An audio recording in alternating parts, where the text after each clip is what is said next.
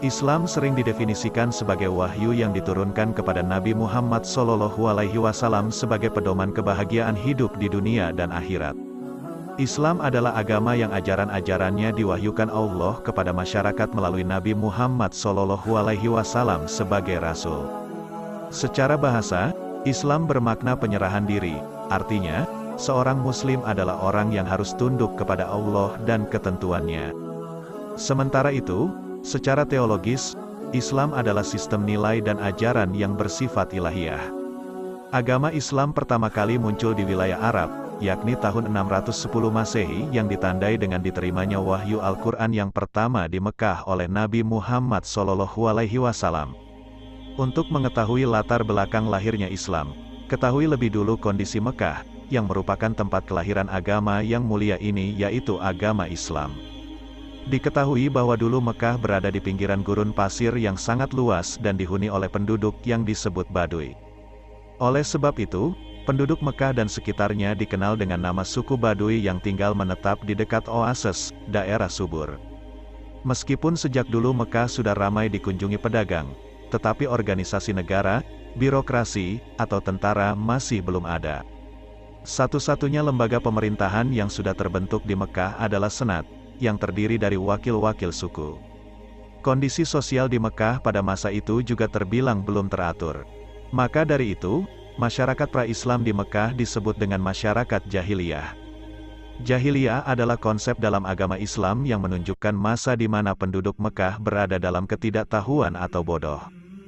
Karena tidak memiliki pedoman hidup, masyarakat Mekah pada masa itu diselimuti dengan berbagai hal buruk, seperti ketidakadilan, kejahatan, dan keyakinan terhadap tahayul. Lebih lanjut, pada era itu, wanita juga memiliki kedudukan yang sangat rendah. Masyarakat Arab pra-Islam masih belum bisa menghargai wanita secara penuh. Wanita tidak mendapat penghormatan sosial dan tidak memiliki hak apapun. Kaum laki-laki bisa menikahi wanita sesuka hati mereka dan juga menceraikan mereka secara cuma-cuma. Kondisi masyarakat Arab yang saat itu masih menyimpang dari ajaran Allah mulai membaik setelah kelahiran baginda Nabi Muhammad SAW pada abad ke-6. Sebab, Nabi Muhammad SAW dilahirkan ke dunia untuk membawa risalah. Pada tahun 611 Masehi, ketika Nabi Muhammad SAW sedang merenung di Gua Hira, ia melihat sebuah cahaya terang. Ketika itu, Malaikat Jibril muncul dengan cahaya yang sangat menyilaukan dan menyampaikan wahyu pertama kepada Nabi Muhammad. Wahyu pertama Nabi Muhammad adalah Al-Alaq ayat 1-5, yang isinya adalah Nabi Muhammad merupakan Nabi akhir zaman yang akan didustakan, disakiti, diusir, dan diperangi. Beberapa waktu kemudian, Nabi Muhammad mendapat wahyu kedua yang berisi tentang perintah untuk menyeru manusia kepada Allah. Seusai mendapat wahyu tersebut, Nabi Muhammad mulai berdakwah dan terus menyebarkan ajaran Islam kepada masyarakat Mekah. 10 tahun pertama berdakwah merupakan momentum sulit bagi Nabi Muhammad, yang ditandai dengan berbagai penolakan dan perlawanan dari masyarakat Mekah. Kendati begitu, Nabi Muhammad tidak menyerah dan terus melanjutkan dakwah Islamnya.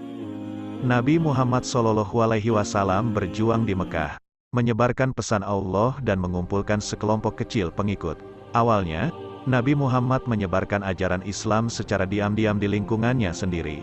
Namun, setelah beberapa lama, ia mulai melakukan dakwah secara lebih terbuka.